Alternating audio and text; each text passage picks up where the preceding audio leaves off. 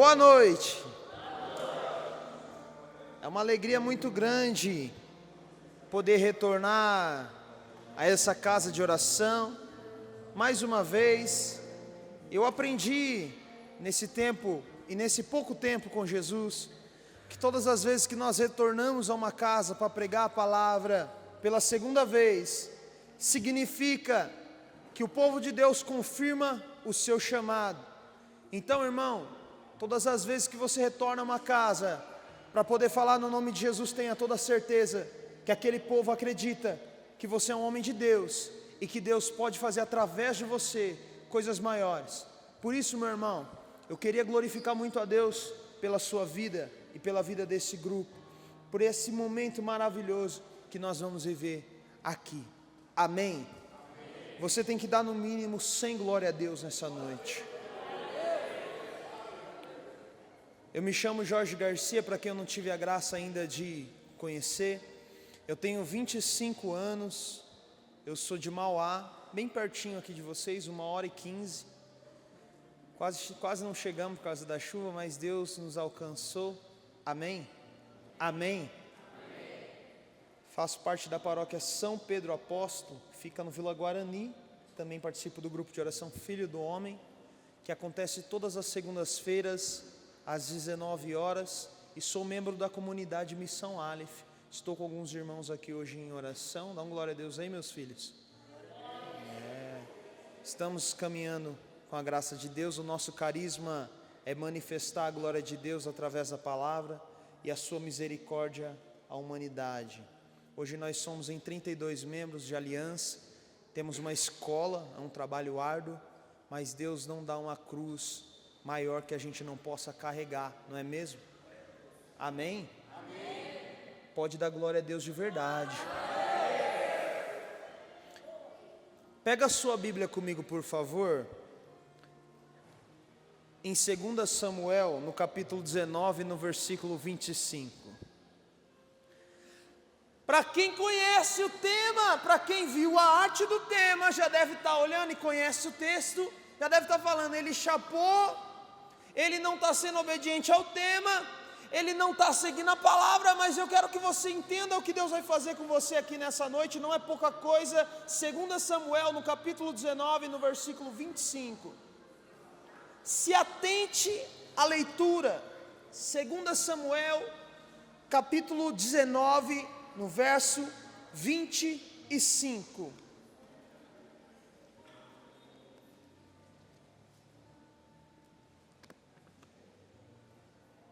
Deixa eu deixar a Bíblia do Alan com você.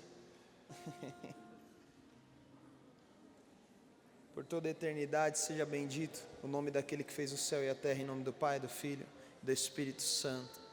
Amém. Se atente nas entrelinhas do texto. Se atente. Olha para o cristão que está do seu lado antes da leitura e fala assim, ó, não me atrapalha. Olha para o outro do outro lado e fala, não me atrapalha. Fala para ele, não me atrapalha. A palavra de Deus nos diz assim nessa noite: Mefibosete, filho de Saul, desceu também ao encontro do rei.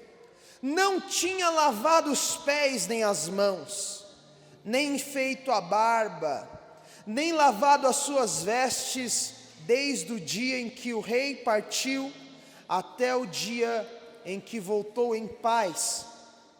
Quando, pois, chegou de Jerusalém, vindo ao encontro do rei, Davi disse-lhe: por que não partiste comigo, Mefibosete? Meu rei, respondeu ele, meu senhor, o meu criado enganou-me, pois eu, o teu servo, dissera a ele, que me selaste a jumenta para que eu a montasse e partisse com o rei, porque o teu servo é paralítico. Ele, porém, caluniou-me junto a ti, meu senhor. Mas o meu rei, meu senhor, é como um anjo de Deus, faz o que te parecer bom. Toda a família de meu pai merecia a morte diante do meu senhor e rei, e no entanto admitiste o teu servo entre os que comem a tua Com que direito posso eu ainda suplicar ao rei? Para que tantas palavras? Respondeu o rei: eu declaro que tu e Sibas repartireis os bens. Ele pode até mesmo ficar com tudo, replicou Mefibosete. Uma vez que o rei voltou em paz para a sua casa, só não me tire a graça de estar à tua mesa. Palavra do Senhor. Dá um beijo e faz barulho para essa palavra poderosa. Aleluia! Aplauda, aplauda, aplauda, faz barulho para a palavra de Deus, irmão. Palavra inerrante, palavra viva, palavra que não erra, palavra que aviva. Amém. Quem está comigo diz amém. O tema que nos foi proposto para essa noite é... Você leu a mensagem? Você leu a arte?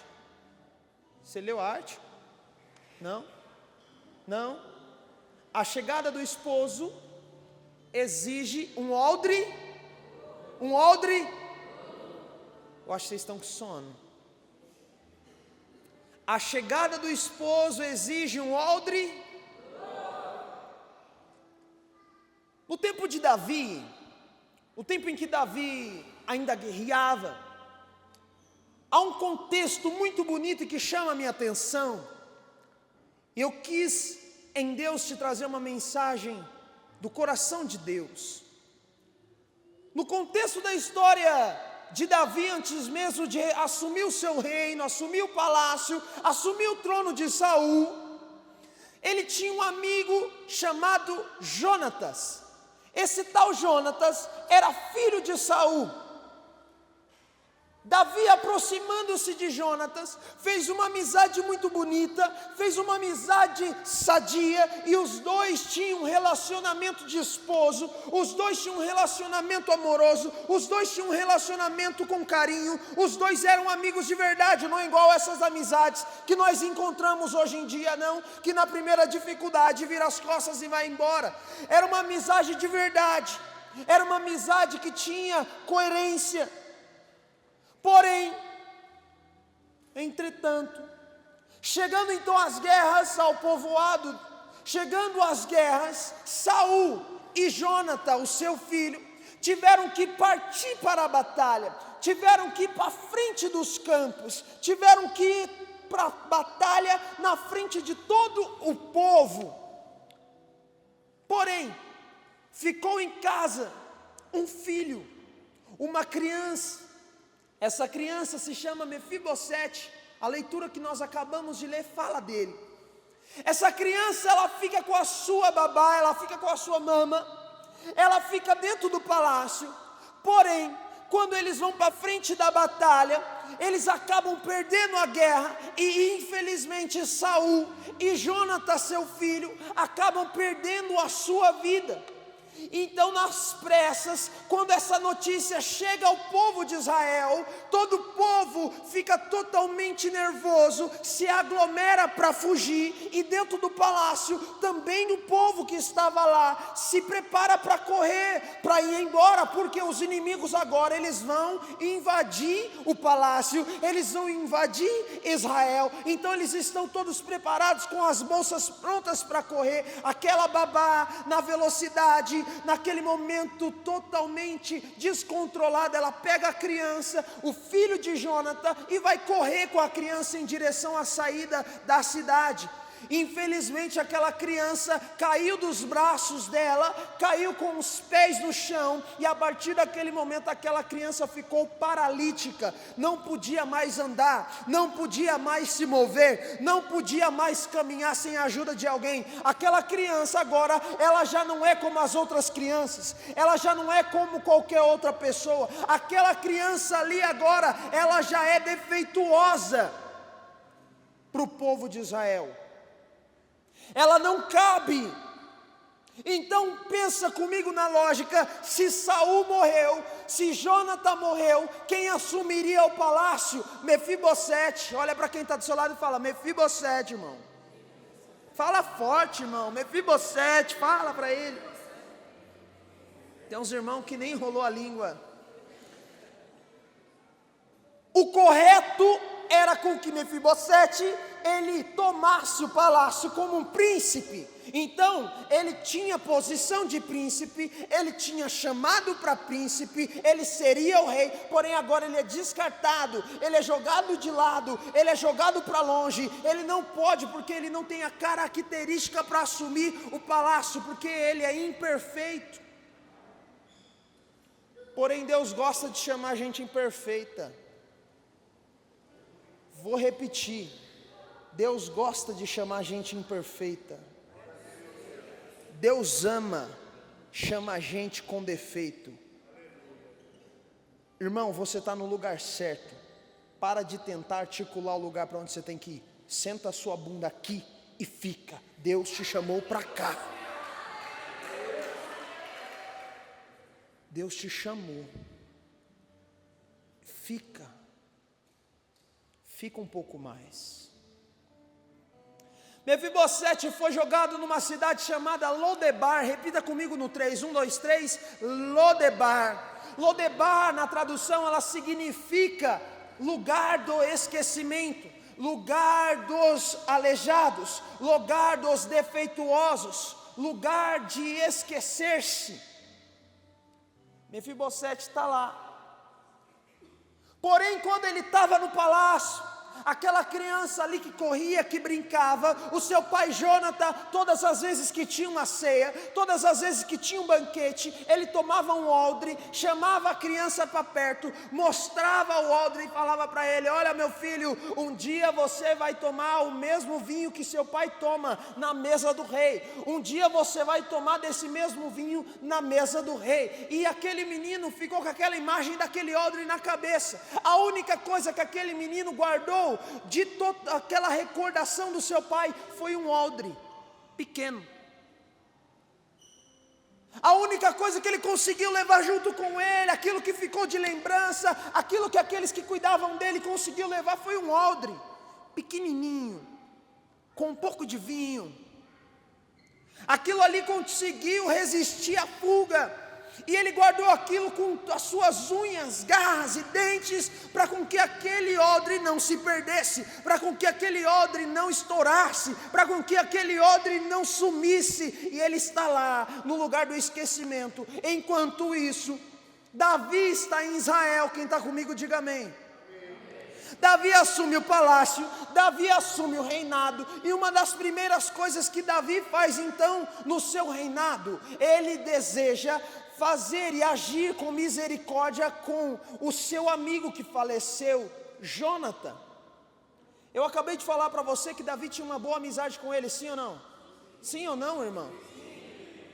Então Davi, recordando-se de Jonathan, deseja ele agir com misericórdia, deseja ele agir com amor, e ele deseja fazer essa homenagem a Jonathan e a Saul. Então ele pergunta dentro do palácio se existe alguém da casa de Saul, algum filho, algum neto, alguma pessoa, alguém que tenha ficado, algum servo, alguma coisa. Então aqueles que trabalhavam com Davi disseram para ele: olha, tem um rapaz aí chamado Siba.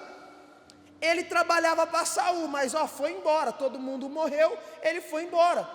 Davi então imediatamente manda chamar Siba. Quando Siba chega na presença de Davi, a pergunta que sai dos lábios do rei é: tem alguém da casa de Saul que possa eu agir com misericórdia? Existe alguém da descendência de Saul, de Jonathan ainda em pé? Então Siba, ele fala assim: não existe, não tem. Então Davi pergunta mais uma vez: mas rapaz, será que não tem ninguém? Será que não existe ninguém? Não ficou um vivo? Então ele fala: olha, eu não ia te contar, mas eu vou contar, tem um aí, mas é coxo, não anda, não presta. Qual que foi a pergunta do rei? Tem alguém aí? Irmão, deixa eu te dizer uma coisa, se tiver alguém, é o que Deus precisa. A pergunta no rei não é como você está, mas é se você quer vir. O rei olhou então para ele e falou assim, ó, ele está na onde? Lodebar, o lugar do esquecimento, manda buscar. Não é se tinha um defeito, a pergunta não é se era deficiente, se era imperfeito, não. A pergunta é se tinha alguém, irmão. Manda buscar. Tem alguém aqui? Tem alguém aqui? Tem alguém aqui? Dá um glória a Deus então, irmão. Porque nessa noite aqui é o rei que está mandando buscar você e te colocando mais uma vez na mesa. Você percebeu que o irmão em toda a ministração, 4 vezes eu contei, ele falou água viva, água viva, água viva, água viva. Mas até o final da pregação eu vou te explicar o que é essa água viva que está jorrando sobre você aqui nessa noite, irmão. Eu vou te explicar com carinho. Olha para quem está do seu lado e fala assim, vai segurando, irmão. Quando aquele menino chegou ali, a Bíblia não narra a forma com que ele chegou, mas foram buscar, se foi de cavalo, se empurraram ele, se arrastaram, não dá para saber. Porém ele já chega trêmulo, com medo, ele já chega totalmente cheio dos seus traumas ali. E ele fala para o rei, o que fiz eu, para com que o meu rei me chamasse na sua presença, o que eu fiz? O rei falou, não fez nada não, filho, só quero agir com misericórdia com a sua casa. A partir desse dia, você come na minha mesa e você não vai sair mais dela. Ninguém entendeu nada, Jesus. Amém.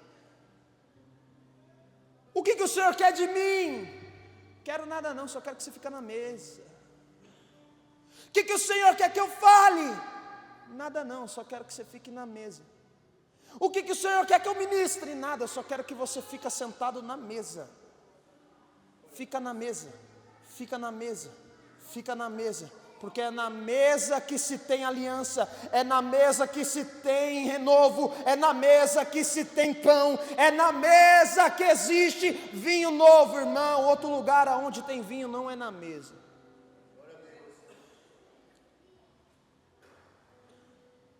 Fica na mesa.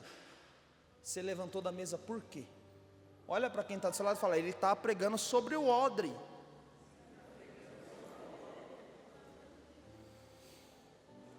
Às vezes eu chapo, irmão. Davi, um certo dia não foi para a batalha, ficou tudo certo, Mefibosete começou a comer na mesa do rei, está tudo legal, tudo jóia.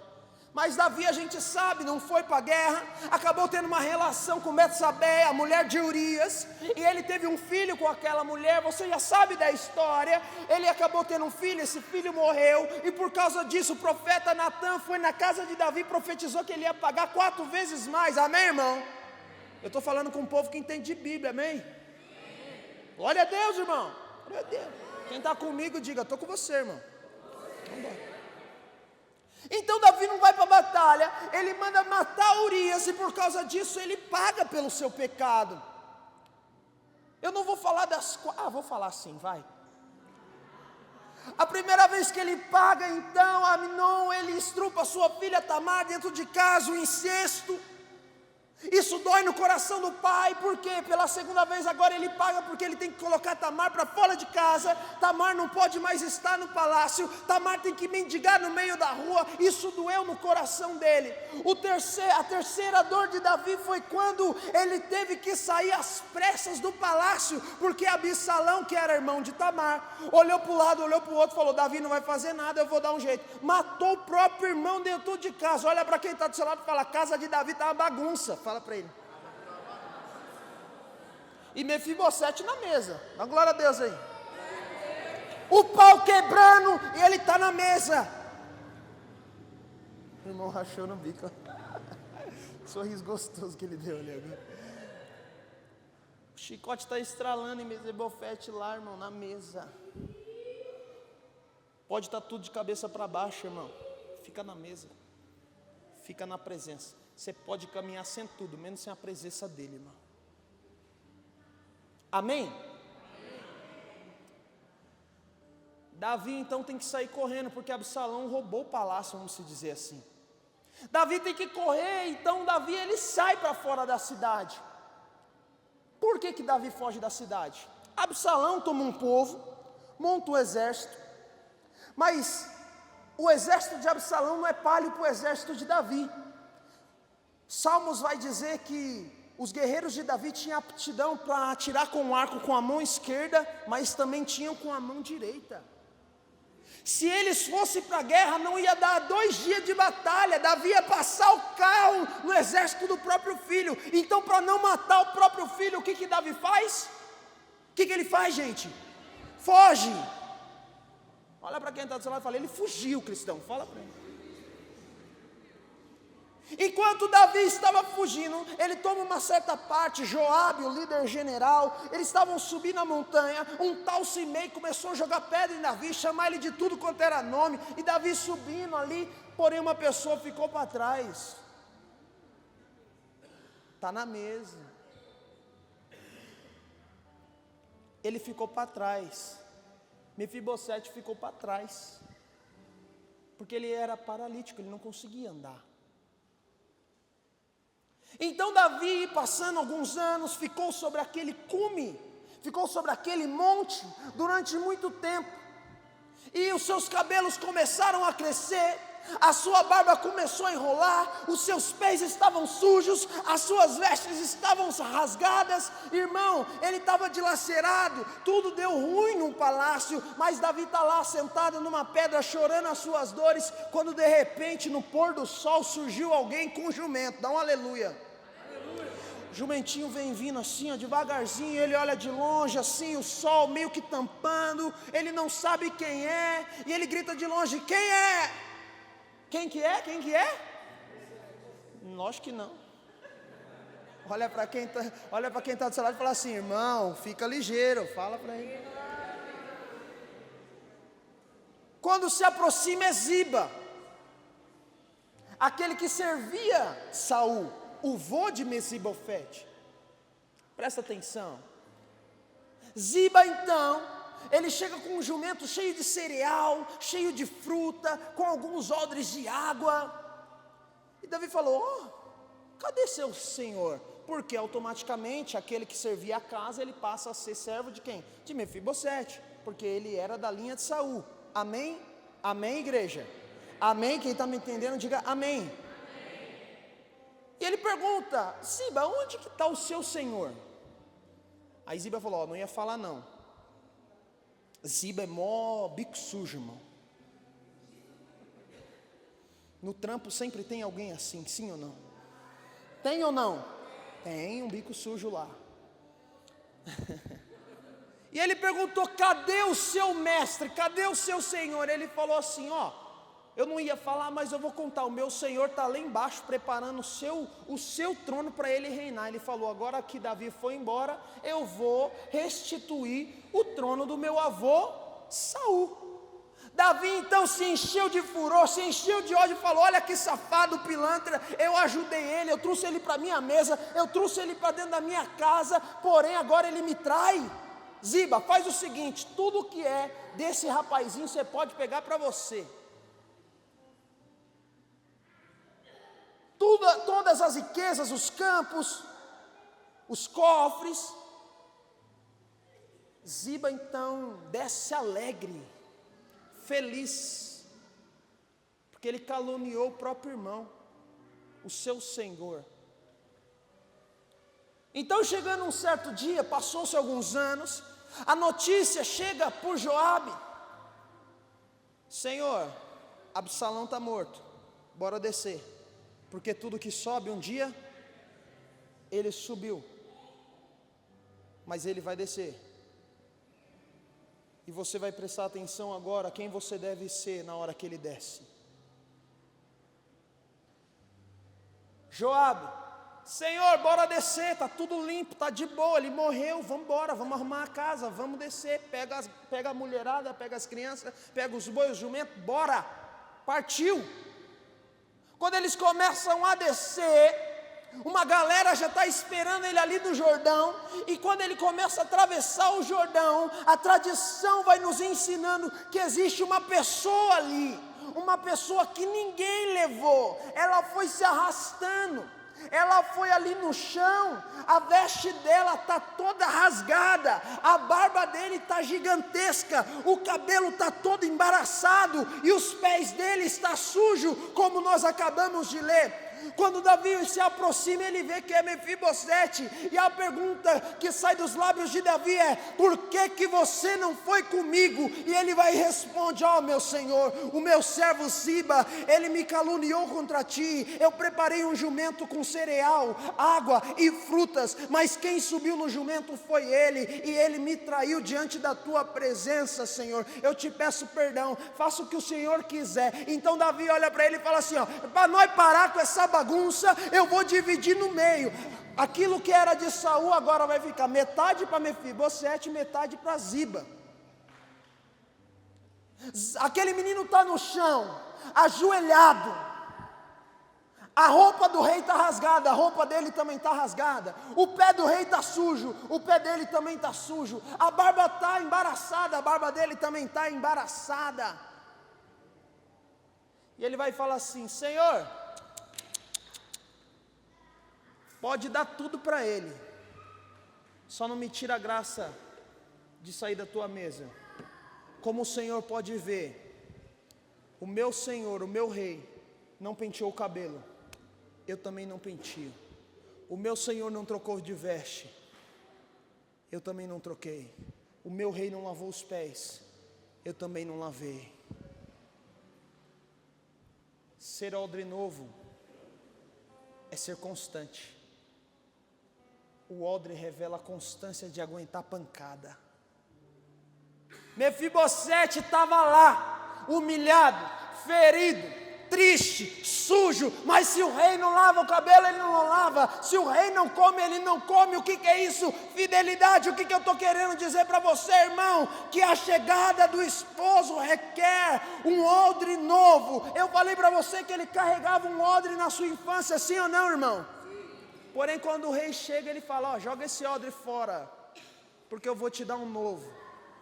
Volta para a minha mesa. Eu quero dizer para você que o problema não está em conquistar um odre novo. O problema não está em comprar um odre novo. O problema não está em conquistar um odre novo. E aí vai algo interessante para você entender. O odre, quando ele já está velho, quando ele já cumpriu aquele chamado de fermentação, o vinho é colocado dentro dele, e você sabe que o vinho fermenta, e isso estica o odre.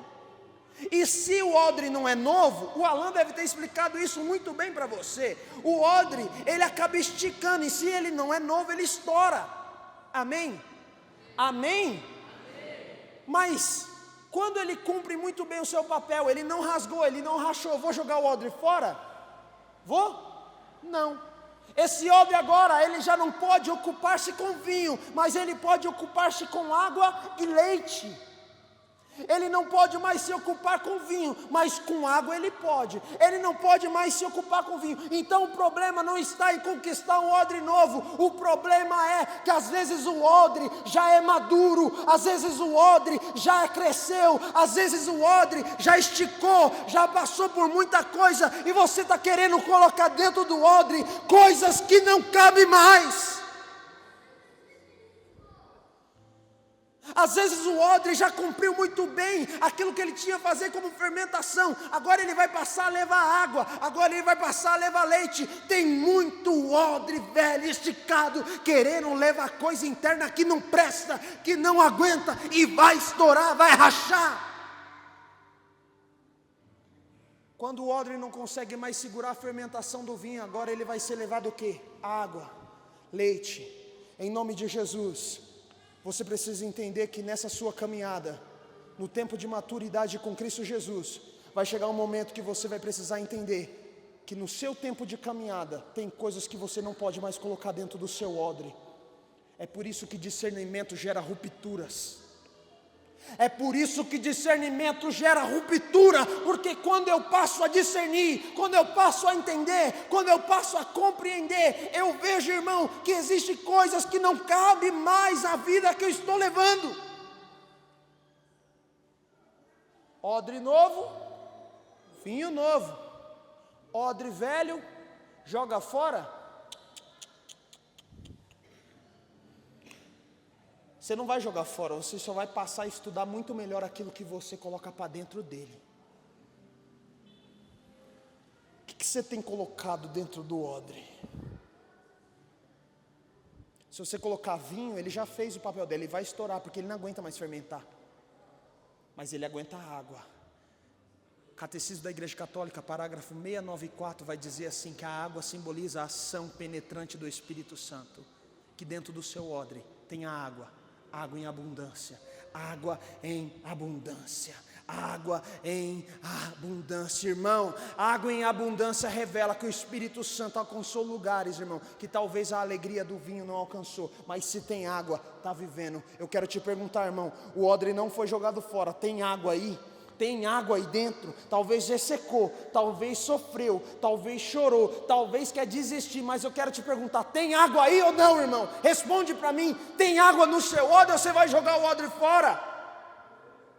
Salmo 118, verso 83, vai dizer assim, eu sou como um odre no fumaceiro. Pergunta para mim, o que é o odre no fumaceiro? Pergunta para mim. O odre no fumaceiro, quando eles acabavam de usar, eles penduravam. E naquele tempo não tinha energia elétrica, então eles acendiam fogueira por várias partes. Aquela fumaça que subia da fogueira lá e penetrava no odre, e o odre ressecava. O odre ficava duro, então ele já não podia ser colocado mais vinho, mas sim água ou leite. Talvez você está ressecado, irmão. Talvez você está ressecado na sua vida com Deus, na sua intimidade com Jesus. Talvez você vive de retiro em retiro, e eu quero dizer para você que a vida com Deus não é feita de festival. Vida com Deus não é feita de festival. Vida com Deus é feita de solidão, abandono, silêncio, sacrário, lágrima. Em nome de Jesus, eu vejo uma juventude madura aqui, irmão. Sabe por quê? Eu vou te dizer uma coisa, eu prego já a palavra de Deus há 12 anos, numa garoa dessa, lá em Mauá não tinha ninguém da igreja, então quando eu coloquei os meus pés aqui dentro, eu entendi, quem está aqui é porque ama e quer realmente ouvir a palavra. Eu quero que você aplaude o irmão que está do seu lado, irmão, porque ele veio porque ele ama, ele veio porque ele ama a palavra.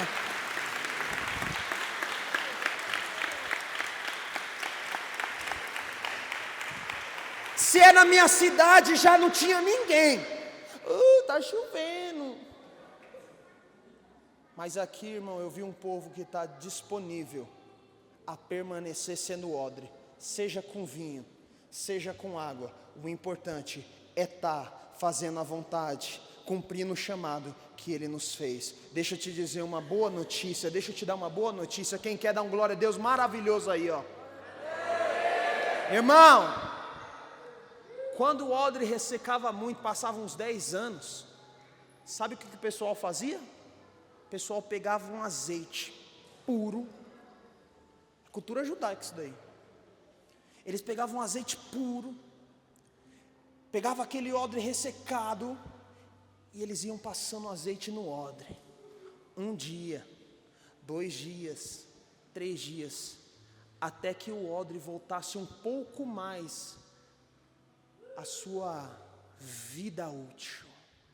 Quando você achar que você não é mais útil, o que vai fazer você voltar é o Espírito Santo de Deus, que desce como azeite, irmão, e vai reestruturando, vai trazendo vida, vai reavivando, vai trazendo tudo novo no odre que é você. Por isso você não pode viver longe da presença. Por que você falou de Mefibosete? Estou entendendo nada. O que eu estou querendo dizer para você, irmão, é que pode ser que o odre esteja ressecado. Pô, não dá para levar mais vinho, agora eu levo água. O que eu estou querendo te dizer, irmão, é que quando o mestre descer do monte, que ele quer ver você de pé. Por isso que na leitura de Lucas capítulo 5, Jesus vai dizer para nós, e é o tema dessa noite aqui, ele vai dizer assim, ó, enquanto o esposo está, enquanto o noivo está, eles não jejuam, mas chegará um dia em que vocês jejuarão. Esse é o tempo, mas vai chegar um tempo que ele vai descer. Como que você vai estar? Como que você vai estar na hora que ele descer, irmão? Como que você vai permanecer? Sendo um odre rachado, que abriu mão, jogaram fora, ou um odre que mesmo ressecado está ali, está doendo, está ali, está sofrendo, está ali. Permanece firme como odre, não articula a sua missão, não articula seu chamado, não articula a vontade de Deus. Olha para quem está do seu lado e fala assim: não articula não, irmão. Há um chamado sobre nós. Há um chamado sobre nós, irmão. Mas nós não queremos mais ser odre. Nós queremos só ser aquela pessoa que vai lá e enche o odre. Mas o odre é você, irmão. Pode estar ressecado, sim ou não? Mas o odre tem um dono. É Jesus Cristo. O que você quer para a sua vida, irmão? Quaresma, estamos indo aí para o 4º domingo da Quaresma, é isso? Ou é o 3º, se eu não me engano? 3º, né? Eu estou jejuando carne, eu estou jejuando Coca-Cola, mas vira o Satanás, bate em todo mundo, xinga todo mundo, briga. Eu estou fazendo a Quaresma com o Frei Gilson, dá uma glória a Deus aí, mas no outro dia é brigando com todo mundo porque está com sono. Não aguenta olhar na cara do irmão, porque está com sono, aí fica o quê? Mal-humorado. Ou você faz direito, ou você não. Eu estou fazendo a Quaresma com o Frei Gilson, eu falo: ô irmão, que bênção, deixa eu passar um dia com você. Quando você vai ver, irmão, é xingando todo mundo, não quer fazer nada, quer dormir 3 horas da tarde, é xingando a mãe, é xingando o pai, é brigando com todo mundo. Eu estou com sono, porque eu estou fazendo a Quaresma com o Frei Gilson. Então para de fazer, se é para virar o cão dentro de casa. Toma vergonha na cara e faz direito. Faz direito. Você tem força para isso. Não, eu estou jejuando café, estou jejuando doce, estou jejuando tudo. Aí quer mostrar para os outros que está jejuando. Você vai fazer a convivência depois assim: eu não quero comer porque eu estou jejuando. É assim ou não é, irmão? Eu vivo em comunidade, eu sei como é que é, irmão. Tem umas feras lá que olha para o fundador e fala assim: você está em pecado, funda, você está comendo presunto. Tem, irmão, tem. Eu olho assim de lado e falo: mas eu estou em paz com Deus. Do que adianta? Do que adianta tantos propósitos, você não cumpre um? Fala aí para mim, quantos propósitos você fez no começo da Quaresma? Já acabou, não deu certo, eu desisti. Confessa, começa de novo. Confessa, começa de novo. Essa é a situação do odre. Ressecou, passa azeite. Não dá para carregar mais vinho, coloca água. Mas você não pode parar, porque se você parar, você cai para os lados. Deus te chamou para permanência. Deus te chamou para continuar. Deus não te chamou para morrer na praia. Deus não te chamou para isso. Deus te chamou para permanecer.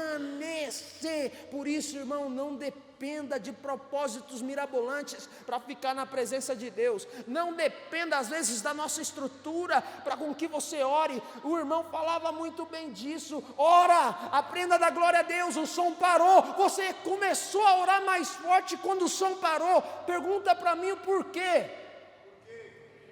Meu Deus, só o irmão aqui na frente. 1, 2, 3. Porque é na necessidade que nós aprendemos a clamar o nome de Jesus. Então entenda que na sua via de santidade, Deus vai mandar necessidade, para com que na necessidade você glorifique. Quando tiver difícil, você glorifique. Nessa noite aqui, Deus só está nos ensinando: esteja doendo, esteja difícil, continua glorificando, irmão. Ainda que não tenha som, luz, câmera, glorifica. Jovens sarados, vocês só dependem do Espírito Santo de Deus, mais nada. Do Espírito, do azeite, da água, do pão, da mesa.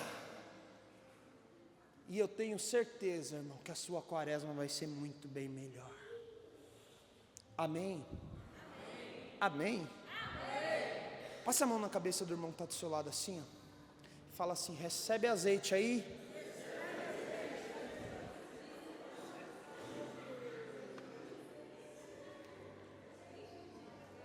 Não importa.